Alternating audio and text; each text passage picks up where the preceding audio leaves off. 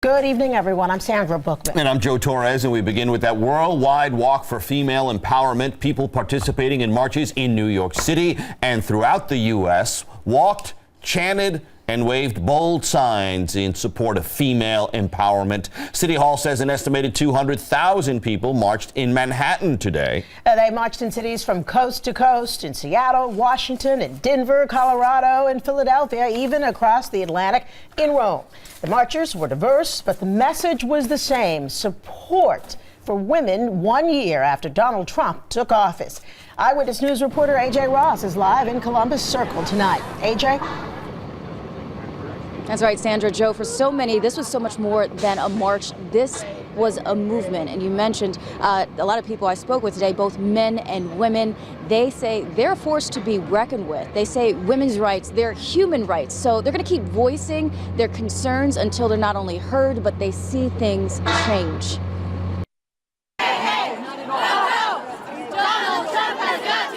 Firm in their message and mission. Immigrants are welcome here. Empowered by their collective activism. Tens of thousands of women and girls, joined by the men who love them, took to the streets of Manhattan Saturday for the second annual Women's March. I have to come out here for my daughter and for myself and for her future. Ironically, also falling on the anniversary of the inauguration of President Trump. A massive pre-march rally kicked off just feet away from the Trump International Hotel and stretched more than 25 blocks down Central Park West. All women have used their voice, and here we are today because of their struggle, and we say thank you. Today I march for my daughter so that she may see that her voice matters, that what she does with it matters. We do this together as a human entity. All of us are in this together. Mayor de Blasio and First Lady McCray were also in attendance, engaging with participants. In speaking with marchers, many believe the momentum from last year was a catalyst for recent movements like Me Too and Time's Up.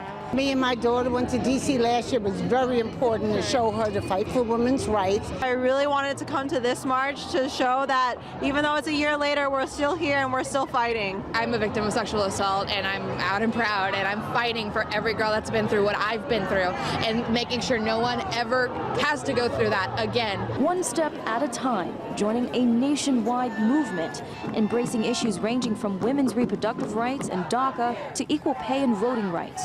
Many say the fight is not over. It's just begun. People from all over the country coming together is something like so meaningful, and just like to be a voice and to really just stand up. There's so many issues at stake right now, and it goes beyond just the issues that women face. And families are facing serious issues, and it's, things seem to be getting worse.